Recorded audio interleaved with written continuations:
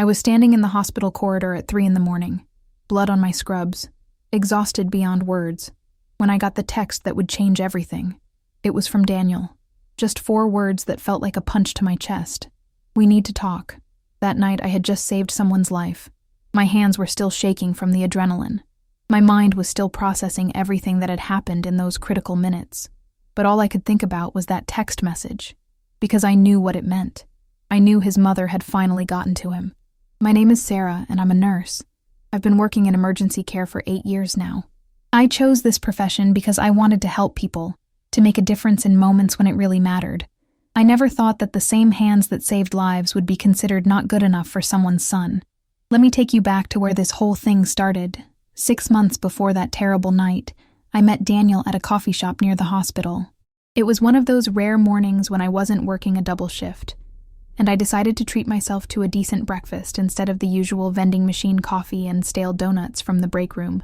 He was sitting at the table next to mine, working on his laptop, and when I accidentally knocked my phone off the table, he picked it up for me. We started talking. He was charming, funny, and he seemed genuinely interested in what I did for work. When I told him I was a nurse, his eyes lit up. He said his father had been in the hospital years ago, and the nurses were the ones who made the experience bearable for the whole family. He said they were heroes. We started dating, and for 3 months it was perfect. He would pick me up after my shifts, even the late ones. He didn't complain when I had to cancel plans because of emergencies at work. He understood that my job wasn't just a job, it was a calling. We would spend my days off exploring the city, trying new restaurants, watching movies at his apartment. He made me laugh. He made me feel valued. He made me feel like maybe, just maybe, I had found someone who truly understood the sacrifices that come with being a healthcare worker. Then I met his mother. Daniel had been hesitant to introduce us. He kept making excuses about timing, about wanting to wait for the right moment. I should have seen it as a red flag, but I was too happy, too caught up in the beautiful bubble we had created together. When he finally said his parents wanted to meet me over dinner, I was nervous but excited. I bought a new dress. I brought flowers and a bottle of wine. I practiced conversation topics in my head during the entire drive to their house. His father was kind. He shook my hand warmly, thanked me for the wine, and asked thoughtful questions about my work. But his mother, Margaret, she was different from the moment I walked through the door. She looked me up and down with this expression I couldn't quite read at first. It wasn't until we sat down for dinner that I understood what it was. Disappointment, disapproval, disgust even. The questions started innocently enough. Where did I grow up? Did I go to college? What did my parents do? But then she started asking about my job with this tone in her voice, this edge that made every question feel like an accusation. How much did nurses make? Did I have to work nights, weekends, holidays? Did I have to clean up after patients? Did I have to deal with difficult people? She said the word difficult like it tasted bad in her mouth. I answered honestly. Yes, I worked irregular hours. Yes, the pay wasn't as high as some other professions, but it was decent and I loved what I did. Yes, I had to do things that some people might find unpleasant, but that was part of caring for people when they were at their most vulnerable. I tried to explain how rewarding it was to help someone through their darkest moments, to be there when they were scared and in pain, to make a difference in ways that mattered. She listened to all of this with her lips pressed into a thin line, and then she said something I'll never forget. She said, "Well, that's very noble of you, dear, but surely you don't plan to do this forever. I mean, it's fine for now, but don't you have bigger ambitions? Don't you want to do something more substantial with your life?" I felt Daniel tense up next to me. I felt my own face get hot, but I kept my composure. I told her that nursing was substantial, that it was my career, that I had worked hard to get where I was, and I was proud of it. She just smiled this cold smile and changed the subject. The rest of the dinner was torture. She kept making these little comments, these tiny jabs that seemed innocent on the surface but cut deep. She talked about Daniel's ex-girlfriend, a lawyer, and how accomplished she was. She talked about their country club and their social circle, and how important it was to maintain certain standards. She talked about Daniel's future, his career in finance, his prospects, and how he needed someone who could match his ambition and his lifestyle. When we left that night, Daniel apologized.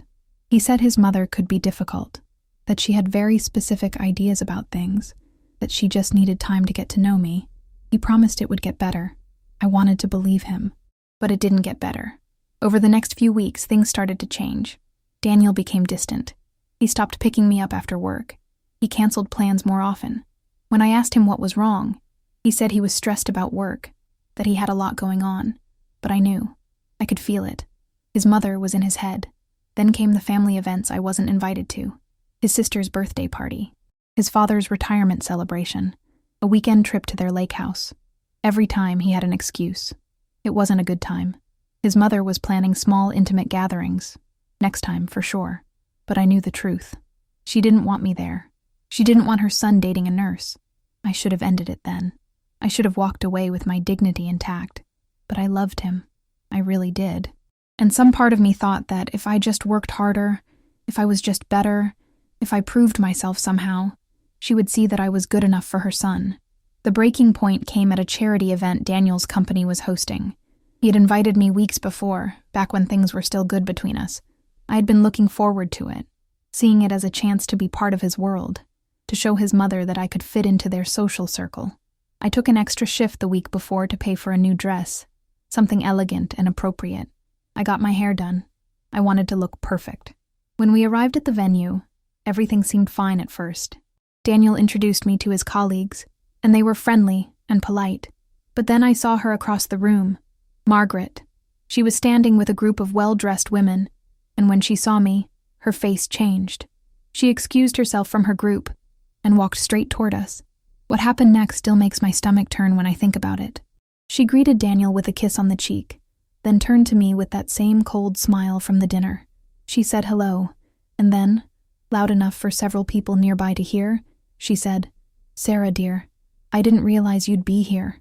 Don't you have to work tonight? I thought nurses worked all the time. Isn't there someone at the hospital who needs their bedpan changed?" The conversations around us stopped. People turned to look. I felt my face burning. Daniel just stood there, frozen, saying nothing. His mother continued, "I mean, surely you must be exhausted, working all those long hours at that hospital. This must be so different from your usual environment. All these successful people in one room." I wanted to disappear. I wanted the floor to open up and swallow me whole, but something inside me refused to give her the satisfaction of seeing me break. I looked her straight in the eye and said, "Actually, I'm not working tonight. I'm here with your son because he invited me. And yes, my job is demanding, but it's also important. I help people when they need it most. I'm proud of what I do." She laughed. Actually laughed. "How admirable," she said, dripping with sarcasm. "But ambition and pride are two different things, dear. Daniel has a future ahead of him. He needs someone who can stand beside him as an equal, not someone who will always be beneath him." That word, beneath. It hung in the air like poison. I looked at Daniel, waiting for him to say something, anything, to defend me or stand up for me. But he just looked uncomfortable, his eyes darting between his mother and me, his mouth opening and closing like he couldn't find the words. I left. I walked out of that event with whatever dignity I had left. I took a taxi home and I cried the entire way. When I got to my apartment, I found a text from Daniel. "I'm sorry. She shouldn't have said that. Can we talk tomorrow?" Tomorrow came and went. So did the next day, and the next. Daniel's texts became less frequent. His calls stopped altogether. When I finally confronted him, asking him directly if he was choosing his mother over me, he didn't even have the courage to answer.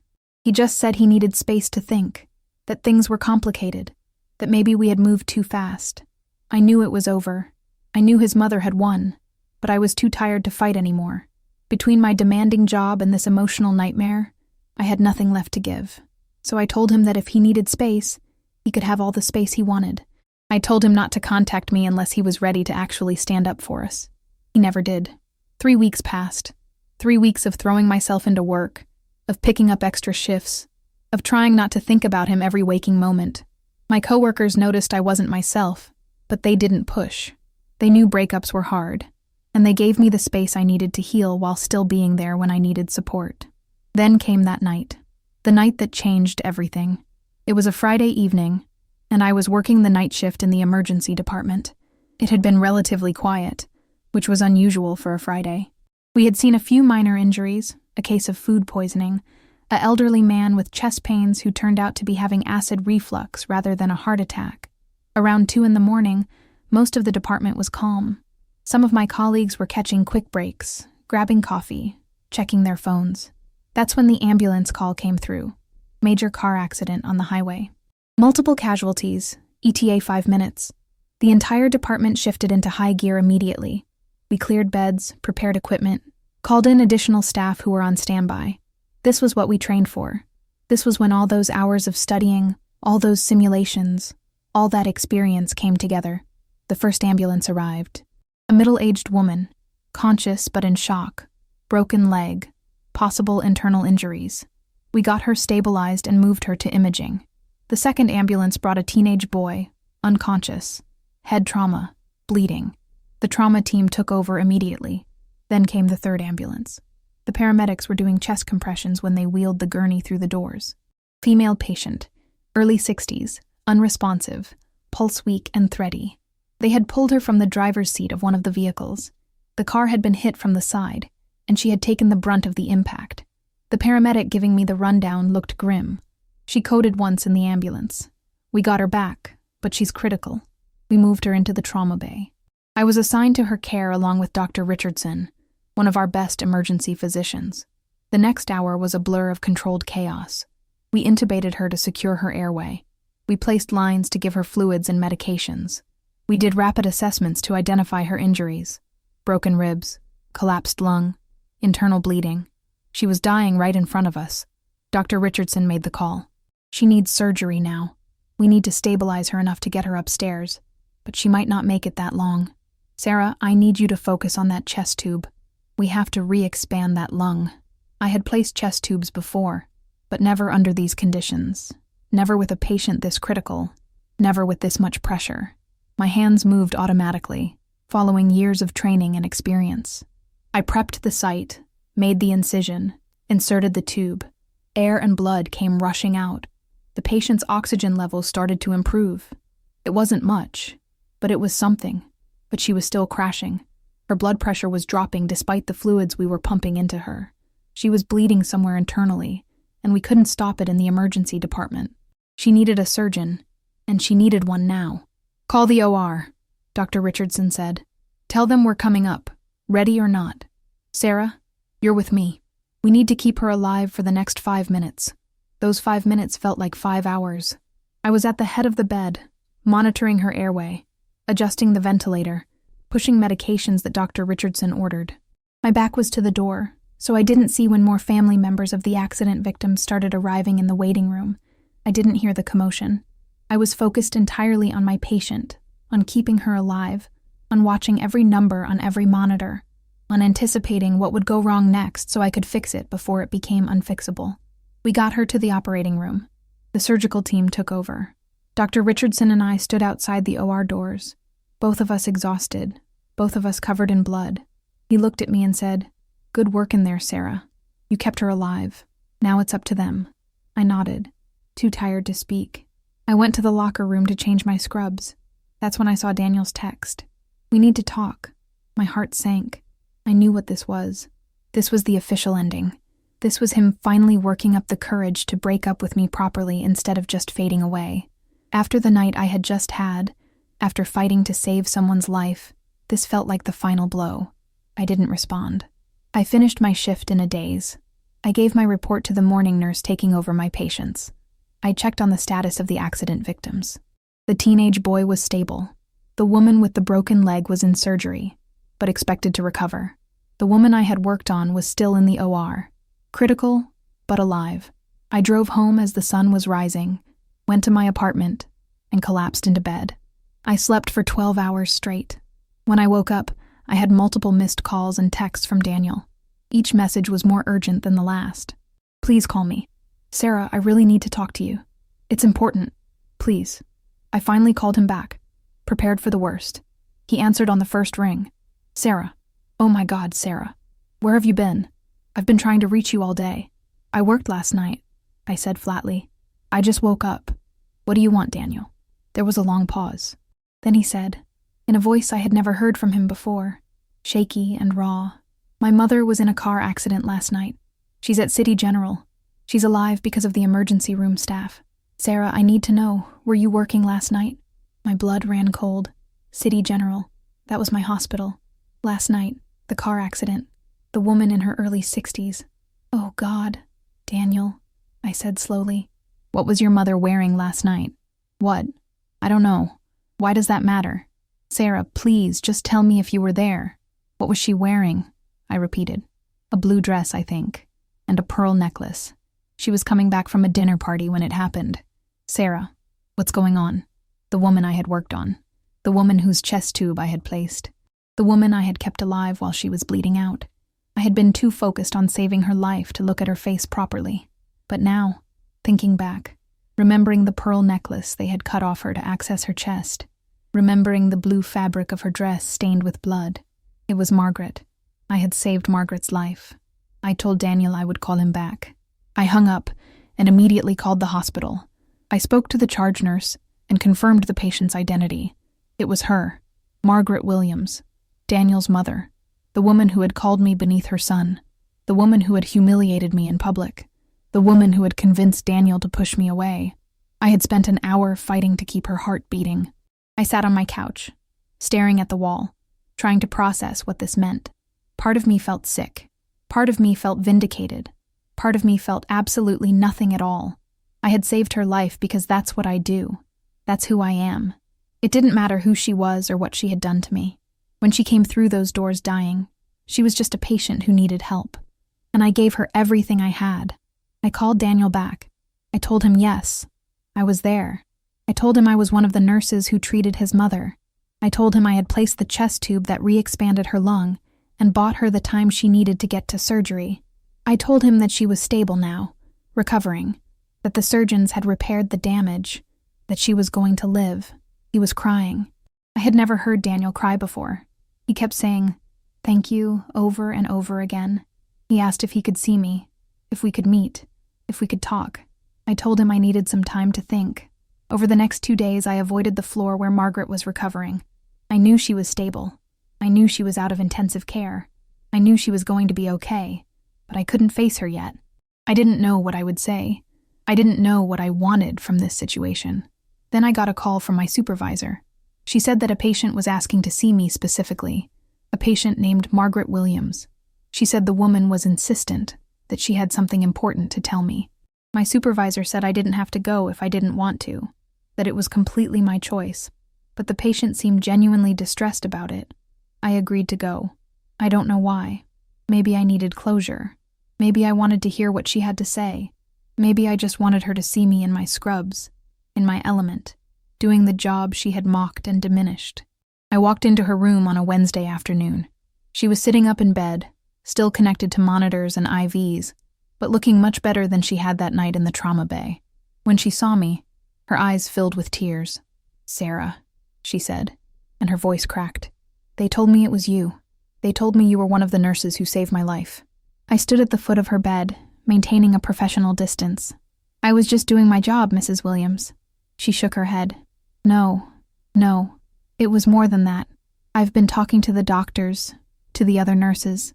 They told me what happened that night. They told me how critical I was, how I almost died multiple times. They told me about the chest tube, how you placed it, how it saved my life. And they told me that you did all of this while standing there covered in my blood, working for an hour straight without a break, never giving up on me. I didn't respond. I didn't know what to say. She continued, tears streaming down her face now. "Sarah, I remember what I said to you at that charity event. I remember the way I treated you, the things I said about your job, about you not being good enough for my son. And then you saved my life anyway. You didn't have to. You could have let someone else take care of me. But you didn't. You were there, and you fought for me even though I had been so cruel to you. I told you," I said quietly. "I was just doing my job. When you came through those doors, you weren't the woman who insulted me. You were a patient who was dying. That's all that mattered. But that's exactly my point," she said, her voice breaking. "Don't you see? That's what makes you extraordinary. That's what I was too blind and too stubborn to see before. You have integrity. You have compassion. You have a strength and a goodness that I completely failed to recognize. I judged you based on your job title instead of seeing who you really are. And I am so sorry. I felt my own eyes starting to burn with tears. I had imagined this moment in different ways over the past few weeks. Sometimes I imagined telling her off, listing all the ways she had hurt me, making her feel small the way she had made me feel small. Sometimes I imagined walking away without saying anything at all, leaving her with her guilt. But standing there in that hospital room, seeing this woman who had been so powerful and intimidating lying in a hospital bed, humbled by her own mortality, I felt something I didn't expect. I felt compassion. "Mrs. Williams," I said, "I appreciate your apology. I really do. But you need to understand something, too. When I became a nurse, I took an oath to care for people regardless of who they are or how they've treated me. I don't do this job for recognition or gratitude. I do it because people need help, and I have the skills and the knowledge to provide that help. What happened that night wasn't about you and me. It was about a patient who was dying, and a nurse who knew how to help." She nodded, wiping her tears. "You're right. You're absolutely right. But Sarah, I need you to know that this experience has changed me. Lying in that hospital bed, not knowing if I was going to survive, feeling my body failing, being completely helpless and dependent on strangers to save me, it gave me perspective I should have had all along. Nurses aren't beneath anyone. You're not beneath anyone. You're the people who show up when everything falls apart. You're the people who hold our hands when we're scared. You're the people who fight for us when we can't fight for ourselves." She paused, taking a shaky breath. "My husband had a heart attack 5 years ago. The nurses at his hospital were wonderful to him, to all of us. They made one of the worst experiences of our lives bearable. And somehow I forgot that. I let my own prejudices and my own ridiculous ideas about status and success make me forget what really matters. I'm ashamed of how I treated you. And I'm sorry. I'm so sorry." I pulled up a chair and sat down. We talked for a long time that afternoon.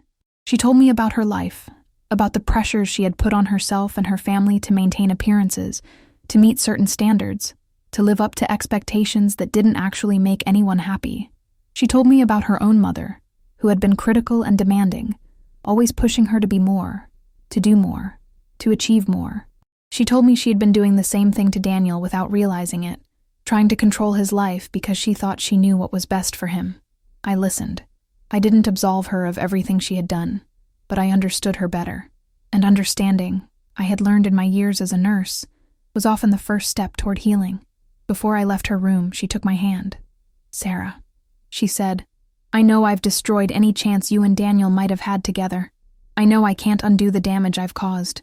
But I want you to know that if there's any possibility, any chance at all, that you might be willing to give him another opportunity, you have my full support. More than that, you have my respect and my gratitude. You're an extraordinary woman, and any mother should be proud to have you as part of their family." I thanked her and left the room. I didn't make any promises. I didn't know what I wanted yet. Daniel was waiting for me in the hallway. He had been there every day since the accident, staying with his mother, supporting his father. He looked exhausted, his hair messy, his clothes wrinkled, dark circles under his eyes. When he saw me, he stood up from the chair he had been sitting in. "Sarah," he said, "can we talk? Please?" We went to the hospital cafeteria, found a quiet corner away from the other visitors and staff. He bought us both coffee that neither of us touched. "I don't even know where to start," he said, staring down at his hands. "I've been trying to figure out what to say to you for weeks now, and I still don't have the right words. I was a coward. I let my mother get into my head. I let her convince me that somehow you weren't enough, that we weren't right for each other. And I was so wrong. I was so incredibly wrong." He looked up at me, and I saw tears in his eyes. When I got the call about the accident, when they told me my mother might die, all I could think about was how I had wasted so much time worrying about stupid things that didn't matter. And then when I found out that you were there, that you were one of the people who saved her life after everything she did to you, everything I let her do to you, I realized what an amazing person you are, and what an idiot I've been. "Daniel," I started, but he held up his hand. "Please, let me finish. I need to say this. You were right to walk away from me. You deserve someone who will stand up for you, who will fight for you, who will choose you over anyone else, including their mother. I didn't do that. I failed you, and I understand if you can't forgive me for that. I understand if it's too late, But I need you to know that I love you. I never stopped loving you. And if you give me another chance, I will spend every day proving to you that I can be the man you deserve." I sat there looking at him. This man I had loved. This man who had hurt me. This man whose mother I had saved without even knowing it. I thought about all the nights I had cried over him. All the times I had questioned my own worth because of how his mother had made me feel. All the anger and pain and heartbreak of the past few weeks. But I also thought about the bigger picture. I thought about how people make mistakes, how they grow, how they change. I thought about how his mother, lying in a hospital bed confronting her own mortality, had found the humility to apologize and mean it. I thought about how we all deserve second chances when we're genuinely willing to do better. "Daniel," I said slowly, "I'm not going to lie to you. You hurt me. You really hurt me. And I don't know if I can just forget that and go back to how things were before." His face fell, but I continued. "But I also know that people can change. I see it every day in my work. I see people at their worst, and I see them fight to become better. Your mother is trying to change. And if you're serious about this, if you're really ready to stand up and be the partner I need you to be, then maybe we can start over. Not pick up where we left off, but start fresh. Take it slow. See if we can build something stronger this time." The relief on his face was immediate. Yes, absolutely. Whatever you need, whatever timeline you want. I just want the chance to prove myself to you. We started over slowly. He came to the hospital to pick me up after shifts, but this time he waited patiently, even when emergencies ran late. He met my coworkers and listened to their stories with genuine interest. He started learning about my world instead of trying to make me fit into his.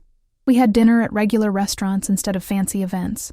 We talked about real things instead of surface-level small talk. His mother was discharged from the hospital after 2 weeks. She went home with a long recovery ahead of her, but a much better prognosis than anyone had expected that first night. Before she left, she asked to see me one more time. She thanked me again and gave me a small gift, a beautiful bracelet with a simple inscription, "With gratitude and respect." A few weeks later, she invited me to dinner at their house again.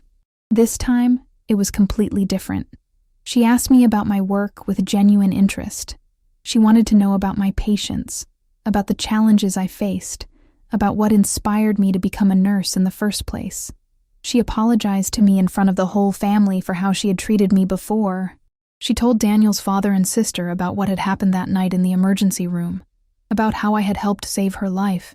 She said she had learned a valuable lesson about judging people based on superficial things instead of seeing their true character. It wasn't perfect. There were still awkward moments. There were still times when I could see her old prejudices trying to surface before she caught herself and corrected course. But she was trying, really trying, and that meant something. Daniel and I continued to rebuild our relationship. It wasn't easy. Trust that's been broken doesn't heal overnight, but he showed me every day that he had changed. He stood up to his mother when she occasionally slipped back into her old ways. He defended my career choice to his friends and colleagues. He supported my irregular schedule without complaint. He showed me, through actions not just words, that I was his priority. 6 months after the accident, we were solid again. Different than before, but better, stronger, built on a foundation of mutual respect and understanding, instead of just romance and attraction. Margaret made a full recovery. The accident had left her with some scars and some permanent reminders of how fragile life could be, but she told me once that she was grateful for those reminders. She said they kept her humble, kept her focused on what really mattered. She started volunteering at the hospital, helping in the gift shop and visiting patients who didn't have family nearby. She became an advocate for nursing professionals, speaking at events about the importance of healthcare workers and the respect they deserve. She told her story everywhere she went, about how a nurse she had mistreated had saved her life anyway, and how that experience had transformed her understanding of what truly made someone worthy of respect. I don't tell this story to brag about saving someone's life. That's my job. I've saved a lot of lives over the years, and I'll save more before I retire. That's what nurses do. We show up. We do the work. We fight for our patients even when they can't fight for themselves. I tell this story because I want you to understand something important. Your worth is not determined by other people's opinions of you. Your value is not measured by your job title or your salary or your social status. You are valuable because of who you are, because of what you contribute to the world, because of the difference you make in people's lives. There will always be people who try to make you feel small. There will always be people who judge you based on superficial things instead of seeing your true character. There will always be people like Margaret was before her accident, people who think they're better than you because of circumstances or privileges or prejudices. But here's what I've learned. You can't control how other people see you. You can only control how you see yourself. And if you know your worth, if you're confident in your value, if you're secure in who you are and what you do, then other people's opinions can't diminish you. That night in the emergency room, I didn't save Margaret's life to prove a point. I didn't do it for recognition or gratitude or vindication. I did it because that's who I am. I'm a nurse. I help people. That's my calling, my purpose, my contribution to this world. And nobody, not Margaret, not anyone else, could take that away from me. So whatever you do in your life, do it with integrity, do it with passion, do it with the knowledge that it matters, even if other people don't always recognize or appreciate it. Your work has value. Your contribution has meaning. You have worth. Don't let anyone tell you otherwise. Don't let anyone make you feel beneath them. Stand tall. Know your value. And remember that sometimes the people who judge you the harshest are the ones who will need you the most. If you've made it this far into my story, I want to thank you for listening. I hope it resonates with you. I hope it reminds you of your own worth and your own strength. And I want to ask you to do something for me. Subscribe to this channel if you haven't already. Leave a comment below, telling me about a time when someone underestimated you and you proved them wrong. Share your story. Let's build a community of people who lift each other up instead of tearing each other down. And when you're done, watch the next video, because I have more stories to share, more lessons I've learned, more moments that have shaped who I am. Your story matters. Your experience matters. You matter. Don't forget that.